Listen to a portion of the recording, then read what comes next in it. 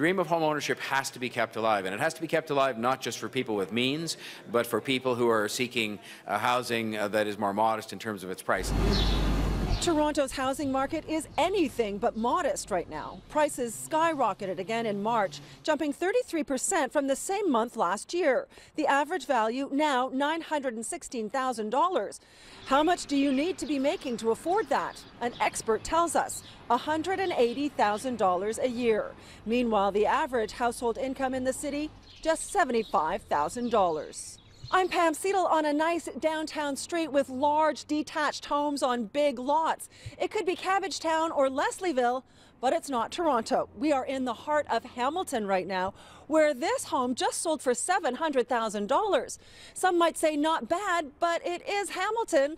Well, the folks I talked to who made the move say they'd never go back. I love it here. Really? And I would never have thought that about Hamilton. Yes. Hamilton's a different paced city. I felt like when I first moved here, I almost felt my shoulders relax a little bit. Yeah. It's just, it's a slightly different animal. Sarah Beatty and Alex Holton are friends and co-workers who lived in Toronto for years. They decided to move their families here because it was just impossible to live there affordably. Sarah and her husband had very good jobs, but sold their condo in downtown Toronto 3 years ago and moved to outside of Hamilton. We sold our condo on the 18th floor for $355,000, and we bought a huge Edwardian house here for $355,000. Seriously? Yes. Yeah, and we were able to get 2 cars. Our son is in private school. We had a nanny. I mean, the lifestyle change is completely different. Alex bought his semi for $275,000. Of course, there are very high-end parts of Hamilton, too. Markland Street in the West End has homes in the $1.5 to $3 million range. And this is going to be our downtown office. Because this real estate agent paid $2.8 million for this spectacular 10,000-foot mansion, which will become his new offices.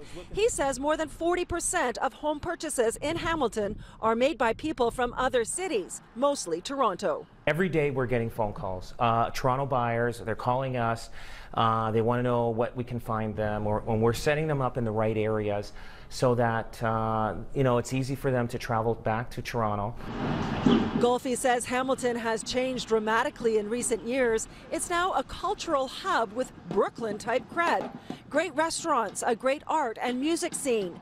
James Street North and Hess Village, a couple of very trendy areas. We're finding the Toronto buyers are liking the century homes, the colonial, the Victorian. Yes. That a lot of character. Right. They love that, and when they come downtown Hamilton, they're ecstatic about what they're getting. Rob Golfi says that while the influx of Torontonians has driven the prices up here in Hamilton as well, they'll never reach Toronto's prices, and he expects the trend to continue for at least the next 10 to 15 years.